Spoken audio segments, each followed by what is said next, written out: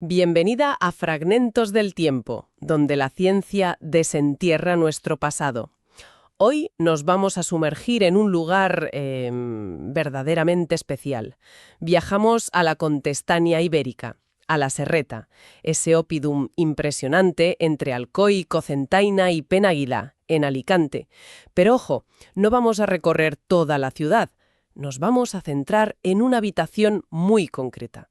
Una que desafía un poco las clasificaciones fáciles y que guardaba pues un conjunto de objetos excepcional, una cápsula del tiempo casi, del siglo III a.C. Y para guiarnos en esta exploración contamos con un estudio fantástico, muy detallado, la habitación sagrada de la ciudad ibérica de la Serreta.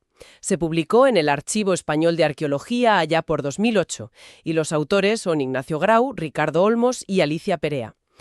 Y un pequeño recordatorio para quienes nos siguen desde el principio. Quizá recuerden que en nuestro primer capítulo ya tuvimos ocasión de analizar otro trabajo de Ignacio Grau, aquel sobre cómo las herramientas informáticas computarizadas nos ayudan a entender la organización del territorio. ¿Recuerdan? Pues hoy volvemos a encontrarnos con su investigación, esta vez con Olmos y Perea, para meternos de lleno en un espacio muy específico. Así que el plan de hoy es desgranar los secretos de esta llamada habitación sagrada. ¿Qué tenía de especial? ¿Qué objetos había dentro exactamente? Y sobre todo, ¿qué nos revela todo eso sobre la vida, las creencias, la organización social, incluso la ideología de la gente de la Serreta justo antes de su final? Pues vamos allá. Viajamos al siglo III a.C. Primero, ubiquemos un poco la Serreta, que no era un sitio cualquiera, ¿eh? No, en absoluto. Era un gran oppidum, una ciudad fortificada, en alto, con una posición estratégica clarísima. Fue un centro de poder importante en la Contestania ibérica, sobre todo entre los siglos IV y III a.C. Tenía su santuario, su necrópolis, un núcleo muy relevante. Un lugar con mucha vida, ¿sí? Exacto. Y hay un dato que es clave para entender lo que vamos a ver hoy. Justo en ese siglo III a.C., la ciudad se expande, crece hacia las laderas. Y su final, el final de la ocupación, parece que fue abrupto, quizá a finales de ese mismo siglo III o ya principios del segundo a.C.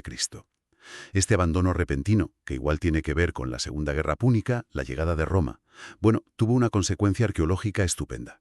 Muchas habitaciones quedaron selladas tal cual estaban, con los objetos dentro, en su sitio. Es como una foto fija de ese último momento. Una ventana directa, sí. Y ya se sabía que había otros lugares con posible función religiosa en la Serreta, ¿no? Sí. Estaba el santuario principal, arriba en la Acrópolis, donde salieron muchísimas figurillas de terracota, las típicas ofrendas.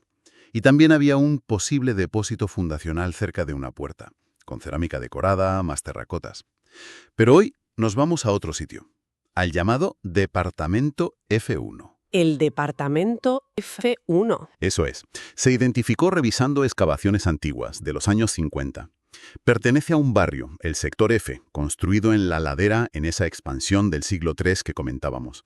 Pero ya desde el principio se vio que tenía algo distinto. ¿Distinto cómo? Porque viendo los planos, podría ser una habitación más, quizá un poco más grande o aislada. Buena observación. Pero los detalles cuentan. Sí es más grande que las de al lado, unos 15 metros cuadrados, más o menos 3 por 5 metros. Y, muy importante, está exenta, aislada, no pegada a otras casas del barrio. Además, dentro no aparecieron los elementos típicos de una casa. Un hogar claro, bancos adosados, esas cosas. Ajá. Y luego está la posible orientación hacia el este, parecida a la del santuario principal. Eso ya sugiere algo. Y se cree que delante pudo haber un espacio abierto, como una placita, ideal para actividades de grupo, no solo familiares, reuniones, rituales. Entendido. O sea, la arquitectura, la ubicación, ya nos dicen, ojo, esto no es una casa cualquiera. Pero lo que de verdad, lo que dispara las interpretaciones es lo de dentro, ¿no? El depósito singular, como lo llaman los autores. Sin duda. Es que la concentración y el tipo de objetos son notables. Pensemos. Por un lado, cerámica importada, de lujo, que habla de contactos de estatus. Concretamente, vajilla fina de barniz negro, helenística, Campaniense A, para ser exactos, que venía de Italia y era muy apreciada. No había muchas piezas, ¿eh? Solo un cuenco y un plato hondo. Pero justamente por eso, su valor como objeto de prestigio era mayor. Para ocasiones especiales, seguramente. Ya. Y junto a esa vajilla, una lámpara de aceite, una lucerna. Correcto. Y no una lucerna cualquiera, tipo Ricci D, un modelo concreto que ayuda a datar, y que curiosamente no abunda en contextos ibéricos. Lo interesante es que lámparas parecidas han salido en otros sitios que se interpretan como religiosos, en Liria, en el Puntal dels Llops.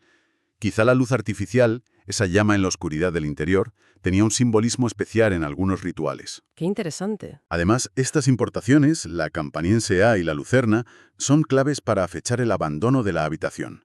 Nos llevan a finales del 3 o muy a principios del segundo antes de Cristo, una época movida, como decíamos. Bien. Objetos de prestigio importados, con posibles ecos rituales. Y luego, ¿la cerámica local? ¿La ibérica? ¿Qué nos dice esta? Muchísimo. Es el grupo más grande de objetos, hasta 42 piezas. Pero lo llamativo es la selección. No es el ajuar de una casa, ¿qué va? Todo es para guardar cosas, almacenaje o despensa. Ánforas, tinajas grandes, urnas, calathoi, que son esos vasos cilíndricos, levetas, ni un trozo de olla de cocinar, ni platos o vasos de diario. Vaya. Y la cantidad, 16 ánforas. Eso es mucho para una familia. Sugiere un almacenamiento, pues colectivo. Excedentes, ofrendas, las primeras cosechas. Algo acumulado con un carácter religioso quizá. O sea que la propia cerámica local ya nos aleja de la idea de casa y nos acerca a algo comunal o ritual.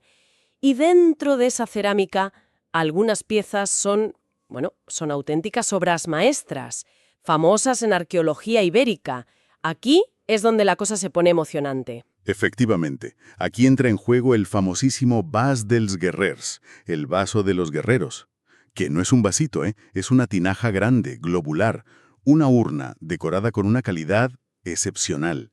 Tiene escenas narrativas muy complejas, pintadas en rojo, frisos con jinetes, guerreros a pie, luchas con fieras o animales fantásticos, caza de ciervos. El detalle es increíble. Ves las ropas, los escudos, las falcatas. Parece casi un cómic antiguo.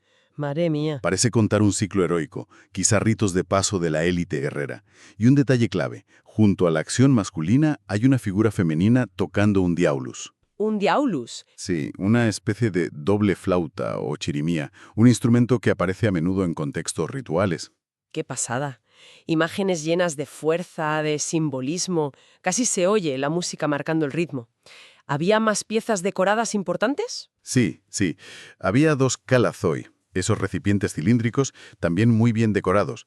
Uno es el cálatos de la eclosión vegetal, lleno de plantas, ramas, flores, hiedra, una explosión vegetal muy estilizada. El otro es el cálatos de la paloma. Se cree que es del mismo taller o incluso del mismo pintor que el vaso de los guerreros. Tiene una paloma grande, muy detallada, picoteando un bulbo. Se ha dicho que podría ser adormidera, y también motivos vegetales, como la hiedra otra vez. Ajá. Además, había trozos de otras 2 tinajas grandes, también con decoración vegetal. Está claro que había un interés especial por la naturaleza, por plantas como la hiedra, quizá con un significado especial, y animales como la paloma. Hiedra, palomas, adormidera. Naturaleza, fertilidad, quizá algo más.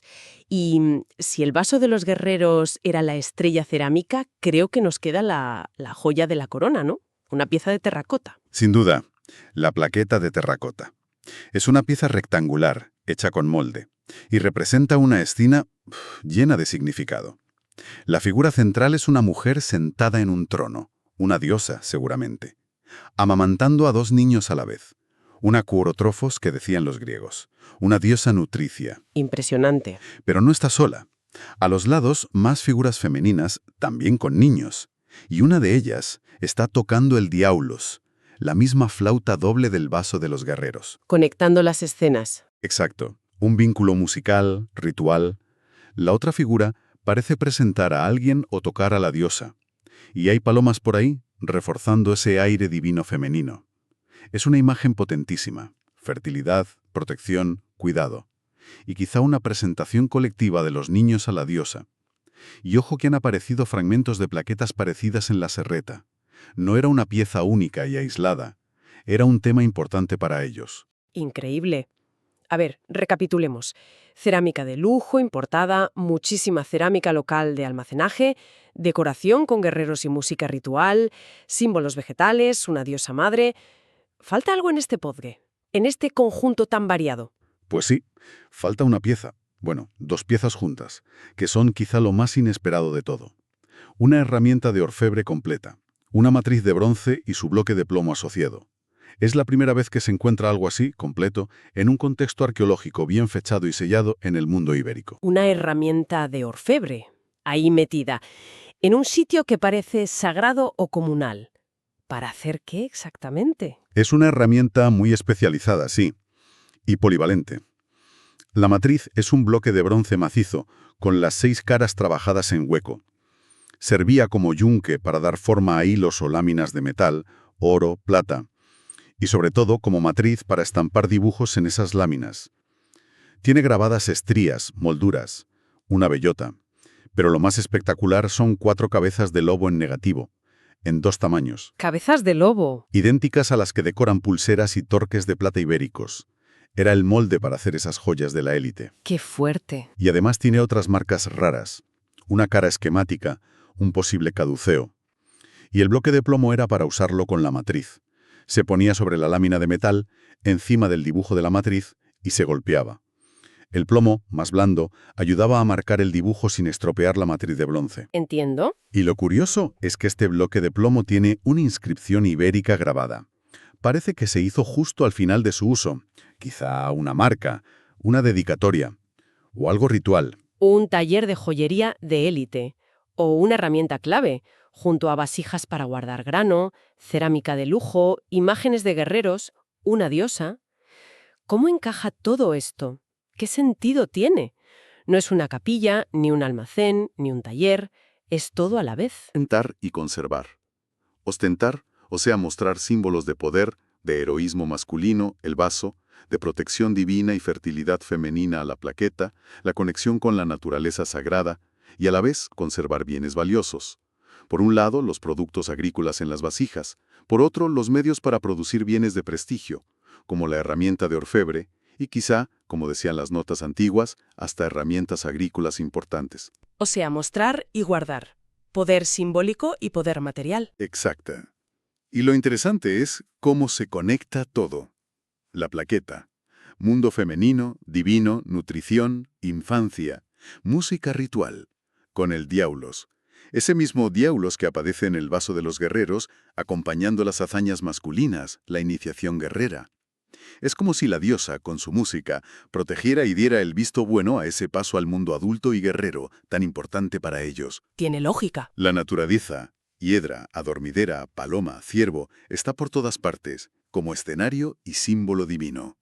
Y el lobo, animal de frontera, salvaje, guerrero, aparece en el vaso y en la herramienta para hacer las joyas de la élite. Es como un discurso completo, ¿no? Una visión del mundo expresada en objetos.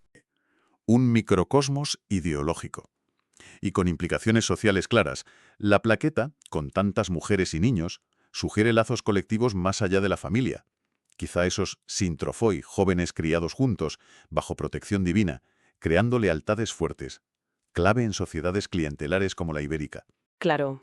Y el almacenamiento masivo, la herramienta de orfebre, todo en un espacio sagrado.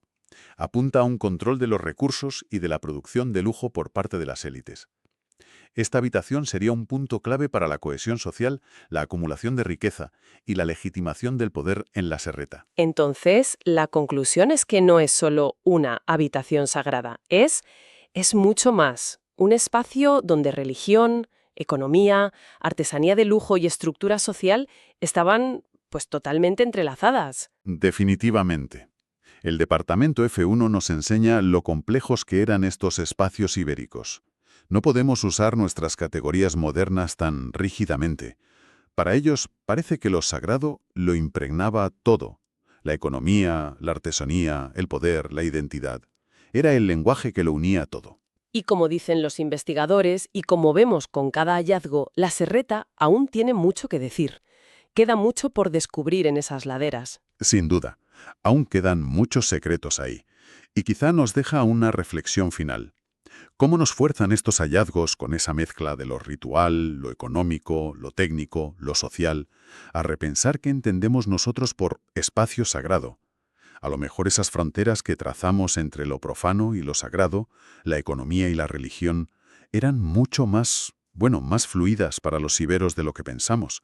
Estos sitios invitan a pensar de forma más integrada. Una reflexión muy interesante, sí. Esa fluidez de categorías nos da que pensar. Y con esa idea terminamos nuestra exploración de hoy. Muchas gracias por acompañarnos en Fragmentos del Tiempo. Hasta la próxima.